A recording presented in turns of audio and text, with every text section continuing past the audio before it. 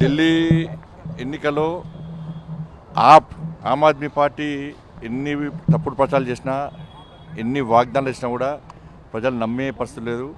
ఒక జైలుకు పోయిన వ్యక్తి, అక్రమంగా కేసులో జైలుకు పోయిన వ్యక్తి, అక్రమ సంపాదనలో జైలుకు పోయిన వ్యక్తి, అక్రమ దందాలో జైలుకు పోయిన వ్యక్తి ఇవాళ రాష్ట్ర ప్రజలు ఏ విధంగా పాలిస్తారనేటువంటి విషయాన్ని వాళ్ళ ప్రజలు గమనించారు.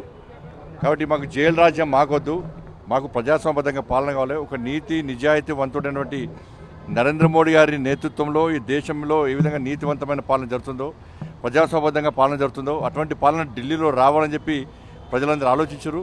అందుకే చీపుడుతో మొత్తం ఊడ్చి సాఫ్ చేసినటువంటి పరిస్థితి ఇలా ఢిల్లీలో చూస్తున్నాం.